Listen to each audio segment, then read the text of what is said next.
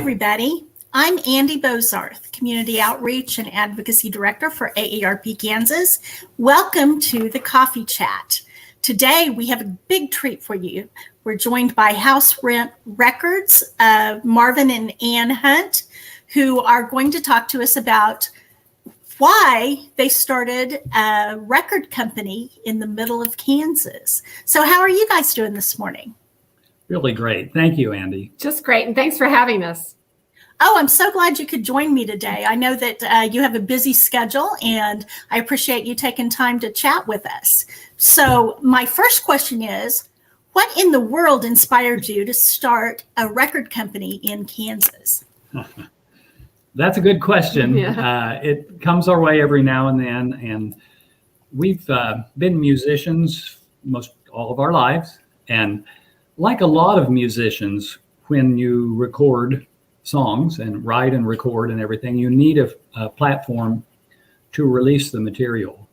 And most musicians have found that big record companies, aren't always that interested unless you're doing pop music that, really younger people are interested in and that sort of thing, or they're very specific to genre and they're in big cities on the coast and all of these things. And so many bands, and we're not that different because we have a band and a duo.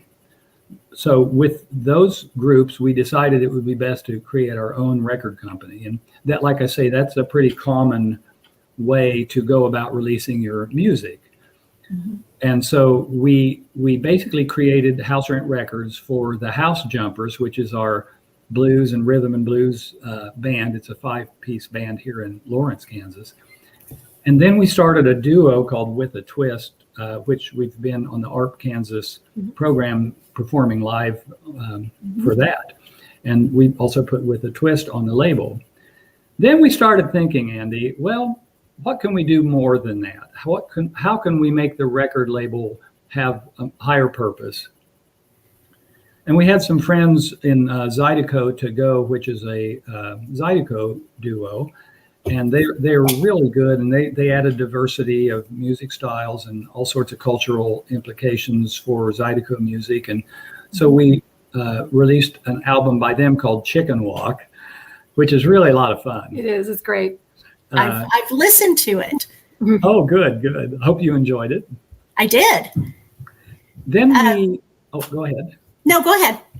Well, in terms of your question, why in the world are you doing this label and why did you create it?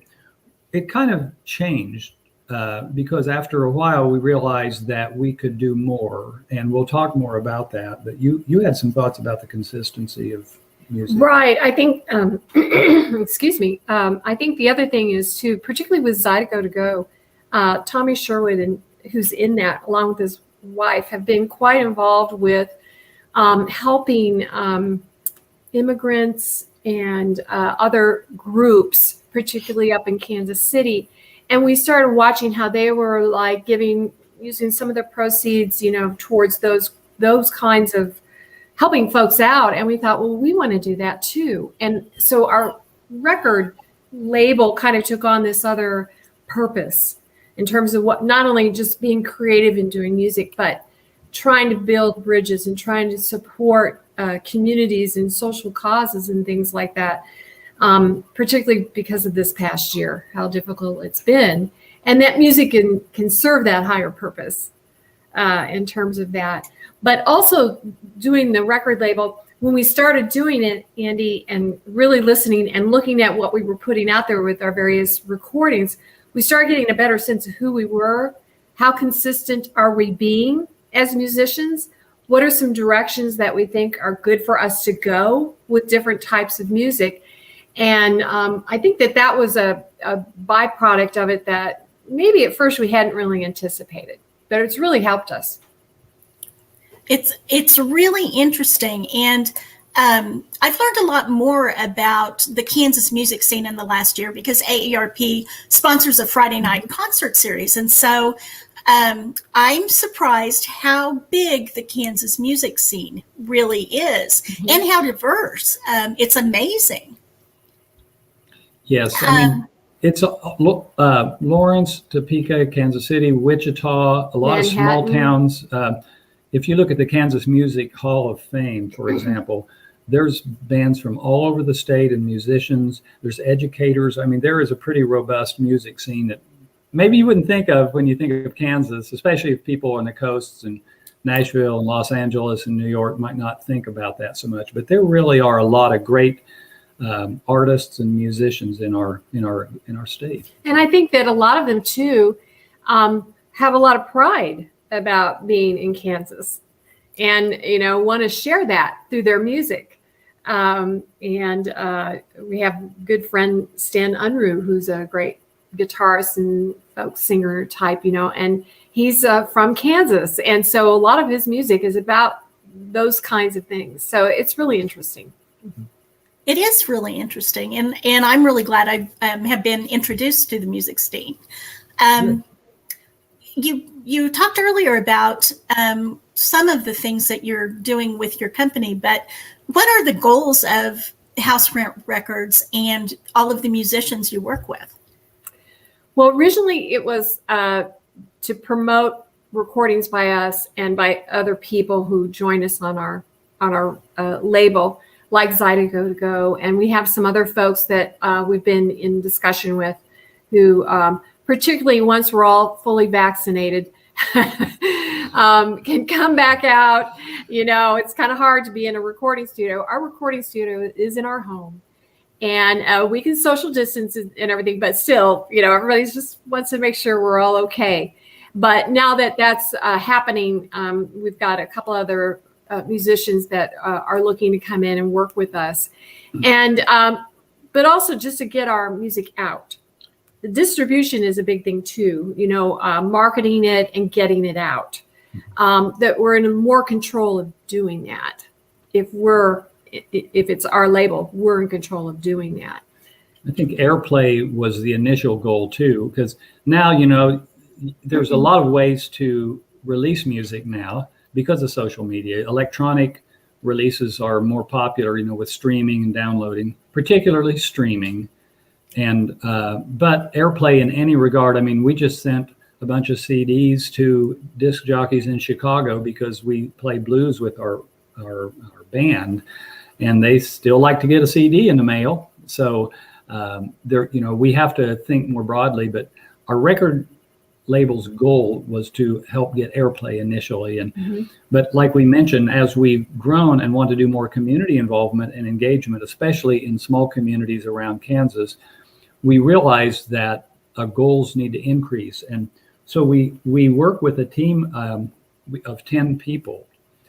We thought, Ann and I are pretty good at singing and playing guitar and bass and know a little bit about education and such, but we don't know near what we need to know about social media, about financial things, about graphic arts, some marketing. So we have friends. We're recently retired in the last couple of years, and so are many of our friends. And we thought, well, let's talk with these friends.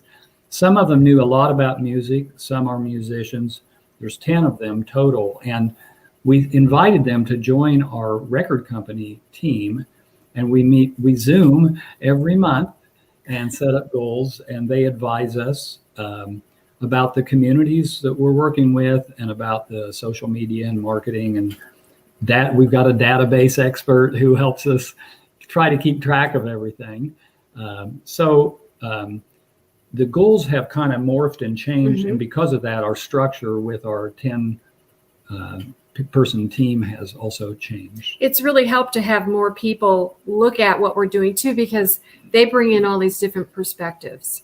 It's not just the two of us, and bring up questions, bring up ideas that obviously we wouldn't, because they come from a little bit different place, and it gives them an opportunity to participate in something creative.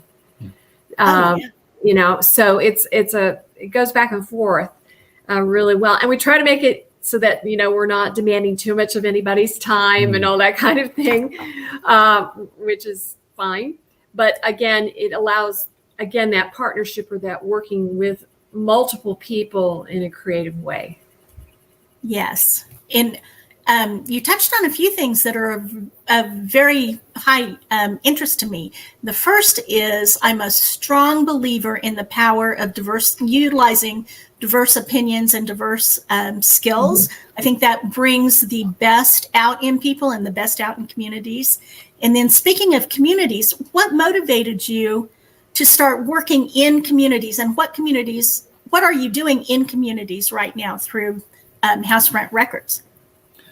Well, we all have backgrounds and come from somewhere. And I happen to come from a little community named Eskridge, Kansas, which is halfway between Topeka and Emporia. Grew up there on a farm and ranch operation and moved away like many of us did when we hit college age, I guess you'd say. And but I always kept thinking about that community, and we still have a pasture out in the Flint Hills. And we thought, what can we do to have more cultural exchange and musical exchange and interaction with some of the communities in Kansas that are great? And, Andy, a lot of communities have lost population, young people moving away and such. But yet we found that, like in the case of Eskridge, we were particularly interested in that community because their city park was somewhat in a state of disrepair.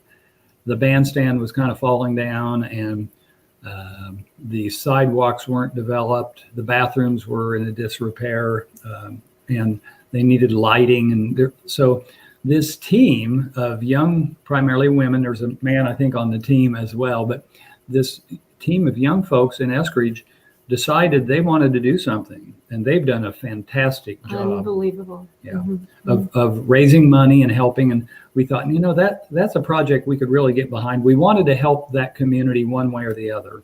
But when we found this team, we started engaging them. And so we are actually working with the Americana Music Academy in Lawrence, who gives lessons to kids, guitar and keyboard lessons and such. And adults. And adults. Mm-hmm. And so we went to the team in Eskridge and said, could our team with House Rent Records work with your team and put together ways to enhance the cultural exchange between our communities and perhaps help you get funding for the park project? And they said, yes, by all means, let's do it. So we're working on that now. We're working with Kansas Creative Industries Arts Council, KCAIC, in the state of Kansas to try to get funding. And it's all tentative. We're applying for the grant. But one way or the other, we're going to work with them. Absolutely. And help. And that's one of the projects. Yeah. And as part of that, we're looking at, they've gotten already some funding. I mean, these people are amazing in Eskridge, and they are starting on the band shell and doing that now. I mean, they had plans and everything, a bandstand. And in July, we're looking at having outdoor performances. We're anticipating COVID will be reined in to the degree that if we socially distance, we can do this, where we maybe have multiple groups performing around, have things for kids, drum safari type of thing for the drum circles for the kids, so that it's really a community celebration, and people that can contribute, and people can come from Lawrence and do that, because it's not just people from Lawrence going to Eskridge, but also showcasing who's in Eskridge, and what they're doing there. So, out in that area, there's Alma, Kansas, and Lake Wabansie, and a lot of folks work around the Topeka and Emporia areas. So it's really a regional thing that will focus on helping that community get more cultural exchange and building up their infrastructure with their park. So it pushes a lot of buttons and helps, I think, in a lot of different ways. And it will enrich us in our work. Absolutely. And Andy, I think there's a lot of divide culturally right now between urban and rural, and ways that can be pretty painful. And I think that music has a healing ability. It can help heal people and heal those relationships and find common areas of interest. And that's something we're very, very interested in. And I also want to give a shout out to the Rush family in Eskridge, family friends of his family who in Eskridge have done so much over the years and are supportive of this as well. So, there's a lot of energy and a lot of excitement, and we're just glad to be a part of it. Oh, yeah. I think you're doing a wonderful job. And AARP is very, very committed to helping make communities livable for people of all ages. And I'm just going to take a minute here to shout out to any community that is looking to improve the livability of your community. AARP has what they call a quick turnaround grant, which is called the AARP Community Challenge Grant. And you can find that information by going to the AARP Kansas webpage at aarp.org/KS and look for the Community Challenge Grant information. Or it is also on our AARP Kansas Facebook page, information about that. And these are small, quick turnaround grants. So if you have a project that you want to finish before the end of the year, definitely look at putting in a proposal with this grant opportunity. For those of you who are just joining us, I'm Andy Bozarth, Director of Community Outreach and Advocacy for AARP Kansas. I'm joined by Marvin and Ann Hunt of House Rent Records. And if you have a question that you'd like to ask Marvin and Ann, please feel free to put that into our chat box. And I'm sure they'll take time to answer it. And we do happen to have a question in the chat box. That question is, do musicians come to you wanting to record, or do you solicit new performers? Both. We have a couple of musicians right now who have requested to record. COVID has slowed that down a little because a lot of people are pretty concerned. And when you record, a lot of time you're singing and you're not wearing a mask, right? So we are working towards solutions. You can social distance in our studio, and we are getting more people are getting inoculated. So that's helping to alleviate that problem. But people have come to us wanting to plan, and we do production here too. So we don't just record people. We produce records and do mastering on the records and the whole kit and caboodle kind of. So when we have to be very selective because you can't just take on a ton of different groups. So we always will entertain thoughts about people who have music that we're interested in, we think would fit with our label and our concepts towards community support and that kind of thing. So yes, we're open to it, and would enjoy entertaining, the thought of anybody who's interested, who thinks they have a lot of good original material. That's part of it too, original arrangements of material. It's got to have something very unique and that sort of thing. But yeah, we love to hear from people. Yeah, be great. And we have information scrolling at the bottom of the screen, which is ways people can reach you. And that is https://houserentrecords.com and a phone number. And I'm not going to announce the phone number. People can write that down from the scrolling. You brought up the fact of COVID, and how has COVID impacted your recording studio and music as a whole over the last year? Right. Well, we lost about 20 gigs, starting last year between our duo and our band. So we are just like every other performing group or musician, got hit pretty hard in terms of the live performance, obviously. And I may just say, we not only lost those gigs, because those were gigs that were already booked, but then we didn't book any. Once we started canceling gigs, we quit booking gigs. So it was a lot of jobs. It was a lot. Did not get played that would have. Because not only would we have those 20, but we'd be continuously booking, and so we lost those gigs and couldn't book anymore. So obviously the live performance thing was really devastating for a lot of people. And plus also then we already had recordings, CDs and recording projects that were already recording, but were in the process of being produced.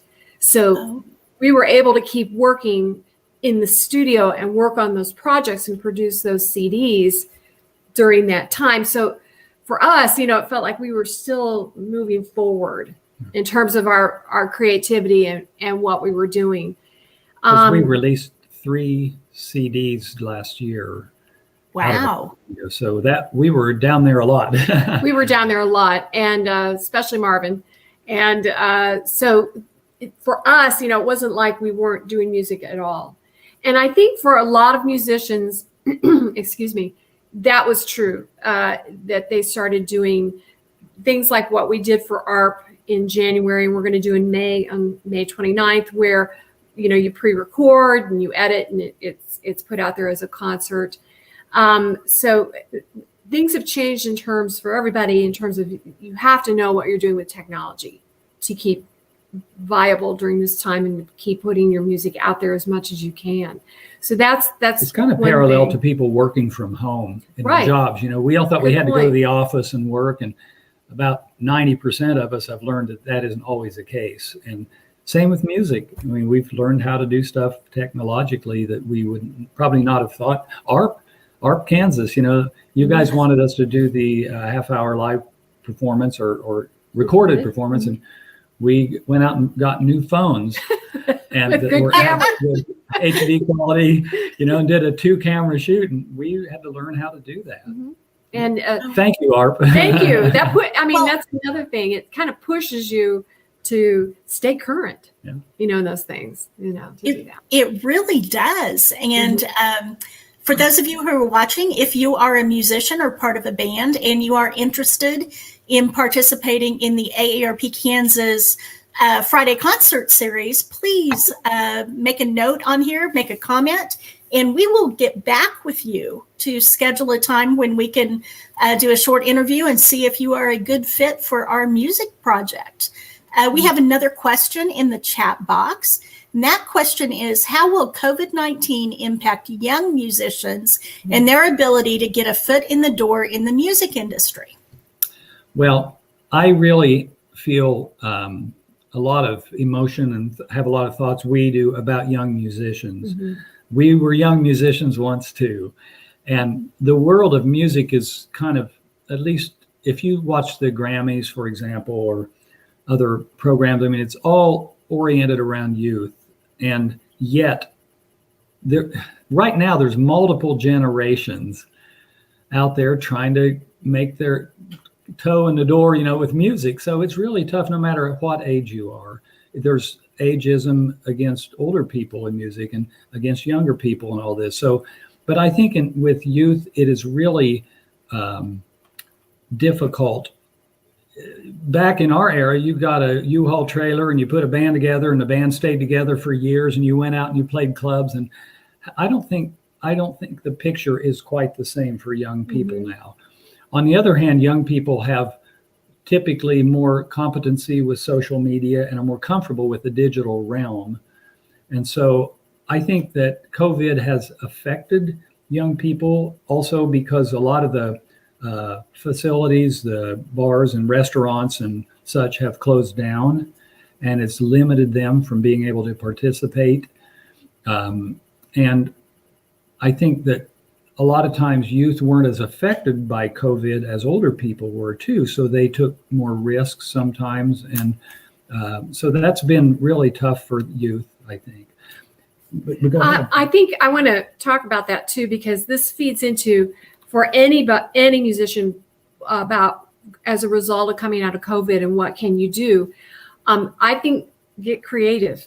I mean, we're noticing that we're looking at venues that maybe wouldn't have been a music venue before. House concerts, listening rooms are popping up around, particularly cities where a limited amount of people that are 30 people and it's a smaller venue go in. So particularly if you're young and getting started and you're a solo or duo act, go out and you can go online and find these listening rooms and house concert organizations and things that really we're looking at doing more of that, particularly for our duo. So one example of that is we did a cul-de-sac party. Yeah. And, after playing music for decades, the last thing I would have probably ever thought about is doing a cul-de-sac party, but we pulled into, it was a friend of ours in their neighborhood, and you found a lot of people coming that you would never reach otherwise, and you can start building from that. But you got to do a regular postings on your social media. There's so many social medias now, different types of platforms, but pick one or two that you really are comfortable with, and just every week, talk about what you're doing and try to make it interesting and all those things. I mean, there's ways to get out there still. It just is being more creative in terms of not just limiting yourself to thinking, well, I can't perform in that music room anymore or whatever. Porch concerts when the weather gets better, those kinds of things. And it's not easy. I'm not saying it's easy, but it's doable, I think. The other thing I think that if I had any suggestion for youth in music development is, don't be afraid to ask questions about things you don't understand. If it's a PA system or how to get published or how to copyright materials, there's a lot to it. And it's taken us a long time to learn these things, but ask the questions, go ahead and ask the questions, because people want to help. People want to give you answers and help you along the path. So don't be afraid to ask. Also, one other thing, if they're not connected into organizations like the Americana Music Academy, they have jams and they have different things that they do that then you can get known for and perhaps contacted for performing through that. So there are, those kinds of organizations. Max Paley at the Americana in Lawrence is really good. He's super. That's great. And you guys have managed to stay relevant through all of this and through the aging process. And what I'm really interested in is, what is it like to work together as a married couple? It's great. It's wonderful. Well, seriously, we've talked about this, and part of it is, Andy, that because we both have done music all of our lives, it has the same importance to us. I think it's harder. It's not extremely difficult, and I know many couples that manage it. If you have one person who's a musician and deeply committed and trying to perform and record and everything, and the other one isn't, that can feel that like you're isolated or you're not a part of that big part of that person's life. And so, we don't have that. And like I said, I know other couples who manage that very well, but I think it's one less thing where if he goes down and he's spending hours down in the recording studio, finishing something up, I'm happy. I know that he's really happy doing that. And she's hearing her voice come up through the basement when I'm down there. So, and I'm like, ooh, and and I know that in the evening, maybe on the weekend, we'll take a glass of wine, go sit down and listen to what's been done and enjoy it. So for us, it's all integral to what we do. I will say, when we first started, we did have to kind of listen to each other and say, oh, okay, and kind of arrive at a common. Well, I think learning how to accept criticism can be tough. It feels like somebody's criticizing you, but we've really gotten better at that. Oh, I think so. I mean, we got over pretty quickly because we trust each other. So that's a big part of it. Oh, that's very nice. I do have one last question. Okay. There is a comment that wish you all the best and thank you for being on this program. Also, good information, some comments, but there is one question that I'd like to ask you, and that is there a story about the guitar on the wall behind you? Yes. It's over here. It's a resonator. It's a metal guitar. And well, let's just tell the story. Well, Marvin wanted, a resonator or steel guitar was used back in the early 20th century particularly for house parties because they didn't have electricity. So the metal resonates loudly. So you can hear it, along with the piano or banjo or whatever for dancing and that kind of thing. And Marvin had been wanting one for a while. And I knew this 6-7 years ago. We were in Richard's Music in Lawrence, and this was up on the wall as a consignment piece. Somebody had cleaned out a closet and found this and was selling it. And it's a beautiful piece of art, let alone. And then it's got palm trees on the back. Palm trees, and it's just it's really beautiful. So he took it down off the wall, and Marvin played it, and it has a beautiful tone. It's not in tune right now, I don't think. Kind of, sort of. And played it, and it was beautiful. And so so Marvin said, I said, well, I want to get it for you for your birthday. And he said, no, I want to think about it, which he always does. I'm a little bit more, no, let's get it. And so they put it back on the wall, and we'd been out to eat. I know this is getting longer. And I left my leftover food kind of on the counter. I said, oh, I need to go get that. And I went in and I said, I'm buying that guitar. And as I was talking to the guy, Marvin comes in, he goes, I'm going to buy that guitar. And the guy goes, she already bought the guitar. So that's the story on that. And it's really been a lot of fun. Well, you're getting lots of love on that story in the chat box. So I hate to say this, but we are out of time. Oh. And thank you so much for joining us. This was a lot of fun. I really enjoyed what you had to say. And for people who are interested, they can call the number or go to the website that's scrolling at the bottom. And thank you, Marvin and Ann. I really enjoyed talking to you. Oh, Andy, thank you so much. And thanks for everything you do. Yes, thanks to AARP Kansas. And thank you, Andy. We had a great time. Thank you, guys.